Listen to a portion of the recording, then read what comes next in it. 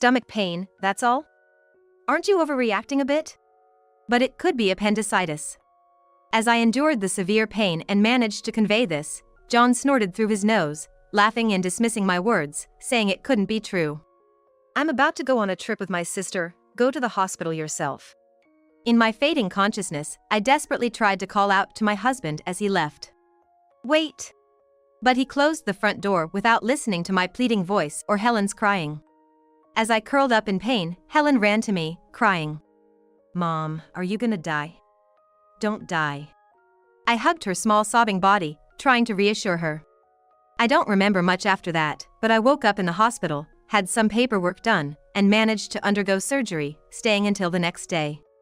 The diagnosis was indeed appendicitis. 3 days later, I was discharged and slowly returning to my usual life. While having dinner with Helen, I received a call from John. He started the conversation with, "Help me!" Turns out, he had an accident on the trip, and the car was no longer usable, needing a pickup. Who is this? I decided to pretend to be a stranger and hung up. The next afternoon, John and Samantha returned home. They burst through the front door, stomping loudly. And why didn't you come to pick us up? We had to catch a taxi, and it cost extra for both taxi and train fares. Their angry shouts and footsteps were loud until they reached the living room, where they were greeted by an unexpected scene. Welcome back. You must have had a tough time, I said coldly, glaring at them. In the room, besides Helen and me, were Robert, my parents, and my in-laws, all 14 eyes glaring at John and Samantha in anger. My name isn't Taylor. I live with my husband John and our daughter Helen. I met John on a dating app when I was still working in accounting at a trading company. After dating for about 2.5 years, he proposed to me. I will make you happy, Anne. John was tall, sociable, cheerful, and popular at work. As for me, I'm introverted, soft-spoken, and can't say no to requests. It seemed like John was too good for someone like me. Yet, he couldn't seem to maintain a relationship with a woman. When I asked him why, he just shrugged, as puzzled as I was. Well, maybe it's just a matter of compatibility, he would say with a light laugh, but after our marriage, I discovered that he was incredibly attached to his older sister, Samantha, a classic case of a brother complex. John had been taken care of by Samantha since they were kids, as their parents both worked. He had a habit of prioritizing her requests and words above everything else. This was occasional during our dating period, but I had hoped it would change after we got married and he settled into our family. However, my expectation was wrong. Samantha's involvement didn't cease even after our marriage. One weekend, while we were at a cafe, John's phone rang. Hey, your phone's ringing. Oh, it's my sister. When I told him, he happily answered Samantha's call. After a few nods, he abruptly stood up. Sorry, I gotta go help my sister with some shopping, you go on ahead. But today was our day off, we were going to see a movie. We can always watch it some other time. With that, he rushed off in the opposite direction of the movie theater. Even when I told John that as newlyweds, we should value our time together more, he merely dismissed it lightly. I had also spoken to my in-laws about their relationship, hoping they would be considerate, but it had no effect. Samantha, unmarried and living with parents, often turned to John for company, as her friends were married and less available. Whether it was John's inability to detach from his sister or vice versa, or both, I decided to refrain from intervening for a while. After our daughter, Helen, was born the following year, I became busy with household chores and childcare. John took paternity leave and helped with Helen and the housework, but still prioritized Samantha's requests.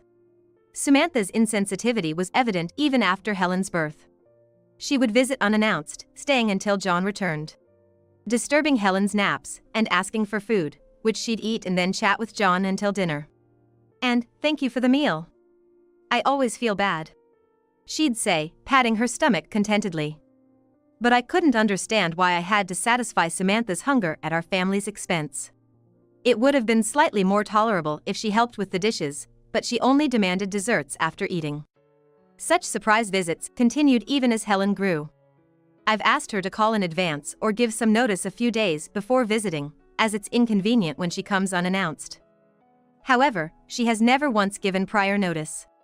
Samantha, I've told you many times, we need some notice for grocery shopping. Oh, did I? Sorry, forgot. She'd laugh off, unapologetically, just like John. And there were other incidents like these. When Helen was about to turn 3, we planned a family trip to go apple picking. On the eve of our trip, I received a call from Samantha. She had gotten tickets to a comedy show for the next day and invited us to join. John, far from declining, was excited to go. What about apple picking? We've been planning this for a month. Yeah, but it's sad for my sister to go to the show alone, isn't it? It'd be a waste to let the ticket go unused. But Helen has been looking forward to going with you. Please come with us. Well, then we'll just have to change the date. I couldn't understand why it had to be this way and felt overwhelmed. I know Samantha is important to you, but can't you prioritize Helen and me, your family? John became indignant. What are you talking about? It's only natural to care for my only sibling. You're second, Helen is third. In the end, we didn't go apple picking. Instead, Helen and I saw John off to the comedy show and just took a walk in the nearby park. Watching Helen happily play among the autumn leaves, I felt a pang of sadness. On a day when the sky seemed higher and the mornings and evenings grew colder. That day was John's day off, and the three of us, including Helen, were spending family time together. As usual, after finishing my chores, I felt a sharp pain in my right side. I had felt a bit off since the morning but thought it would pass. I had a terrible suspicion that it might be appendicitis. As the thought crossed my mind, the pain worsened rapidly, becoming so intense that I couldn't stand up and ended up doubling over in agony right where I was. John, help me! When I called for my husband, he appeared, already dressed up as if he was about to go somewhere. Following behind, Helen toddled over with her small steps. Mommy? What's wrong? John asked me in a half-hearted tone, as if just asking to be polite. My stomach hurts. I can't move. Can you take me to the hospital? I managed to answer through the severe pain. Hearing my plea, Helen started crying, calling out, Mommy, Mommy. You're making too much of a stomach ache. But it might be appendicitis. He snorted through his nose, dismissing my concern. I've got a trip planned with my sister, you can go to the hospital yourself. He turned and went back to his room, then came out with a small suitcase and briskly headed for the front door. In my dazed state, I desperately tried to stop him. Wait! My stomach really hurts! Ignoring my pleading voice and Helen's cries, John closed the front door and left. As I curled up in pain, Helen came running to me, crying. Mommy, are you going to die? Please don't die! I tried to reassure her by hugging her small sobbing body, but I could barely muster any strength. Who else could I rely on? Then I remembered my brother. He is Robert Smith. We hadn't been in touch much since I got married, but he should still be living near my house. He might be out, but I had no one else to turn to. I had Helen fetch my smartphone, and with trembling fingers, I called Robert. The phone rang, and the seemingly endless call tone echoed through the speaker. I waited, praying for a response. Suddenly, the ringing stopped, and I heard a voice say, Hello? Anne? It's been a while, what's up? His casual voice was a relief. Brother, my stomach hurts. I can't move. Please take me to the hospital. What? Are you okay? I'm coming right now. Robert sensed the urgency in my voice and responded tensely. Robert didn't hang up the phone, instead reassuring me with words like, Don't worry, and is Helen there? Is she okay? During this time, I could hear the sounds of him locking his house and starting his car engine, clearly hurrying to come over. Robert has always been the caring type since I was little. Whether I got lost or failed my first choice in high school admissions, he always encouraged me, saying, Don't worry, it'll be okay. He's my reliable and proud brother. Now, he was chatting with Helen, keeping her from getting anxious, which made me feel much stronger. Soon, I heard the sound of a car pulling up outside, and Robert's voice came through the phone, I'm here. Coming in. Helen, with unsteady steps, went to the front door to greet him and told him where I was. Robert, dressed in a t-shirt and chinos, looking quite casual, rushed in. This was his usual outfit when he's off work and just popping out to the convenience store for lunch. Hang in there, Anne. It's okay now, your brother's here. Come on, Helen, let's go, you're worried about Mom, right? He carried me to his car parked outside, seated both me and Helen in it, and drove us quickly to the hospital. I don't remember much after that, but when I came to, I was in the hospital, having completed some paperwork and somehow finished the surgery. The diagnosis was indeed appendicitis, and I had to stay until the next day. With John gone on his trip, I had no choice but to call my parents for help with Helen's care and explain the situation. They were furious on the other end of the phone but only said, "We'll take care of Helen, just focus on your treatment," before hanging up. When I briefly explained to Robert, he was equally furious. "Wait, John left you two to go on a trip?" "Why?" "He went because Samantha asked him to." "Please, take Helen to Mom and Dad's place." Helen, exhausted from crying, was already fast asleep in the chair next to me. "Sure, I'll take care of Helen. You just get some rest." Luckily, Robert would take Helen to our parents' house. As for her clothes and other necessities, we always kept an overnight bag ready at their place, just in case, so there was nothing to worry about. After Robert and Helen left the hospital room, I finally had a moment to breathe. 3 days passed, and I was discharged from the hospital, gradually getting back to my normal life. My recovery was going well, and today, I could comfortably enjoy a meal with Helen. We were having omelets for dinner. Helen was still struggling to use the spoon properly, but was eating without complaint. Then, my smartphone rang. I checked the screen, curious to see who it was, and saw it was John.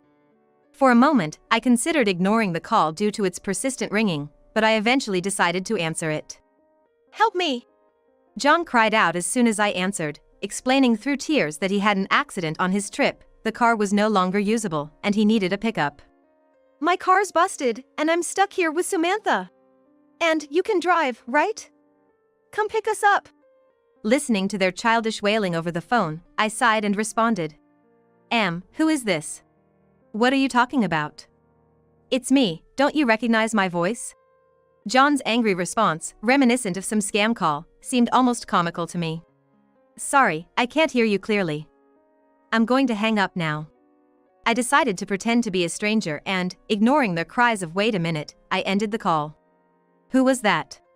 "Oh, just a wrong number." I quietly set my smartphone to block John's calls and continued dinner with Helen. The next day, in the afternoon, John and Samantha returned home. They burst through the front door, stomping loudly. "And why didn't you come to pick us up? We had to catch a taxi, and it cost extra for both the taxi and train fares." Their angry shouts and footsteps were loud until they reached the living room, where they were greeted by an unexpected scene. "Welcome back. You must have had a tough time," I said coldly, glaring at them. Besides Helen and me, there were Robert, my parents, and John's parents, all 14 eyes glaring angrily at John and Samantha. "Why is everyone here?" John stood there, dumbfounded by the situation, so I explained it to him. "You do realize what you've done, right? You left me and Helen to go on a trip. After that, I had to be hospitalized. I've told everything to both my parents and yours," I said in one breath, blaming John. John looked baffled, almost as if he wanted to say, "So what's the big deal? But in the end, you were okay, right?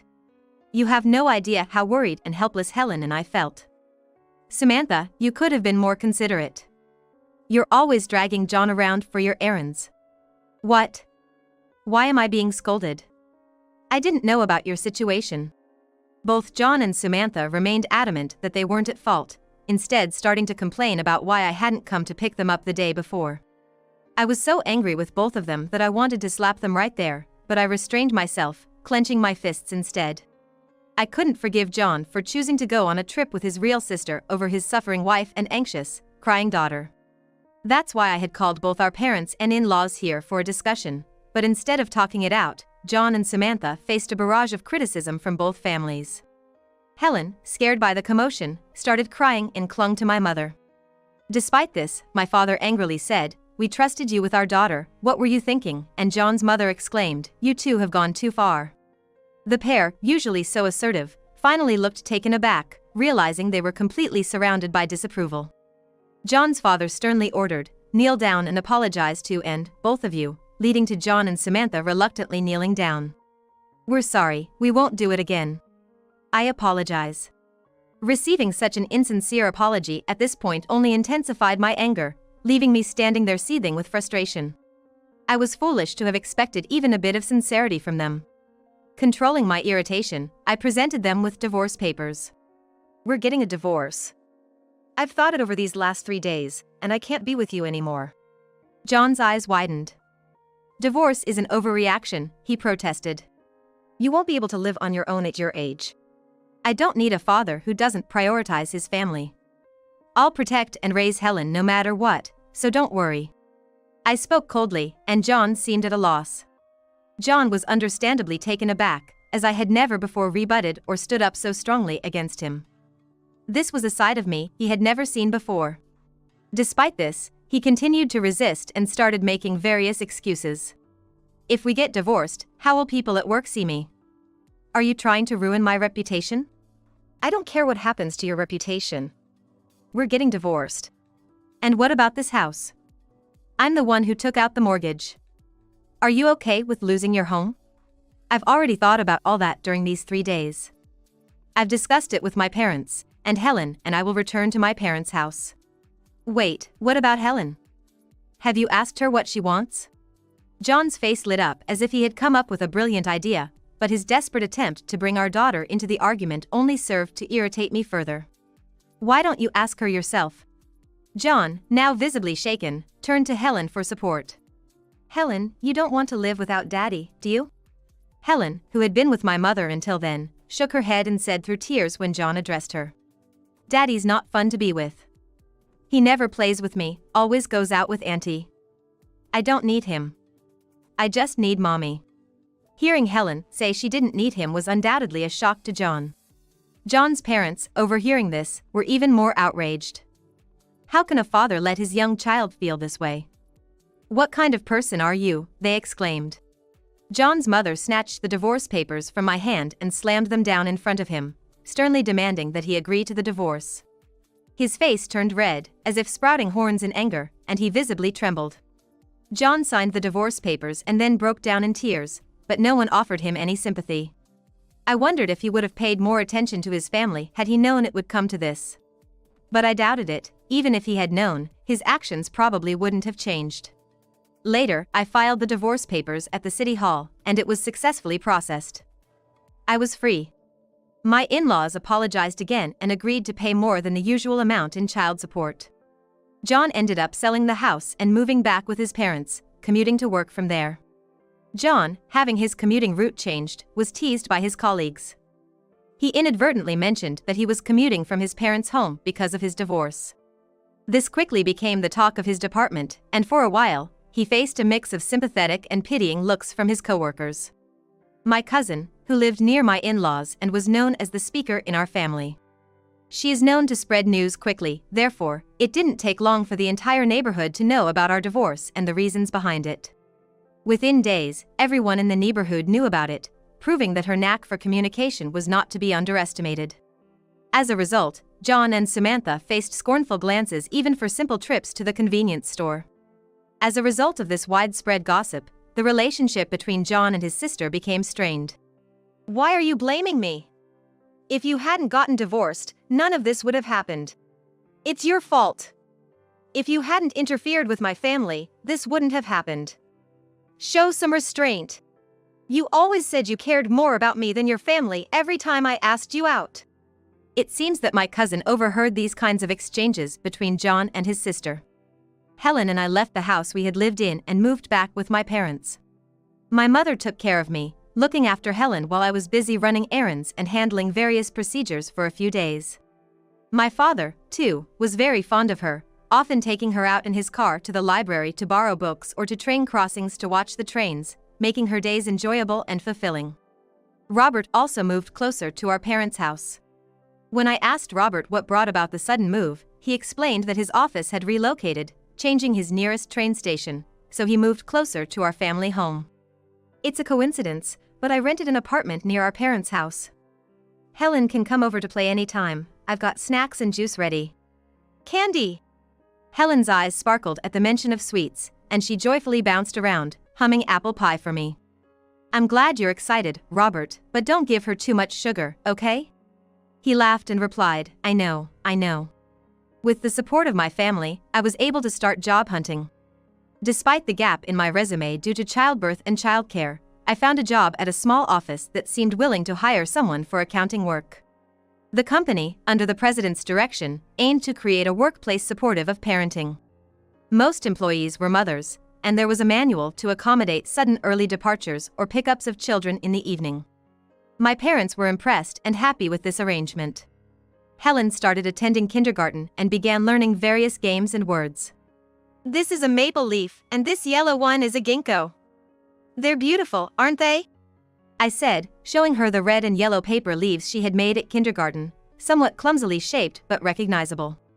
It became clear that she liked beautiful leaves and was becoming skillful with her hands, using scissors more frequently. I remembered how we missed going leaf peeping once and decided to find a nearby spot for it. I discussed it with my parents and Helen, and we planned to go during the next long weekend. I also invited Robert, and he agreed to come. "I'll bring lots of snacks. Remember, Helen's snack budget is $10. I reminded him, causing everyone, including my parents and Helen, to burst into laughter. It seemed like Robert didn't quite understand a parent's wish for their child to eat properly, not just snacks, even in the season of hearty appetites. Nevertheless, his affection for Helen was heartwarming. Helen and I continued to live happily with support from our loving family.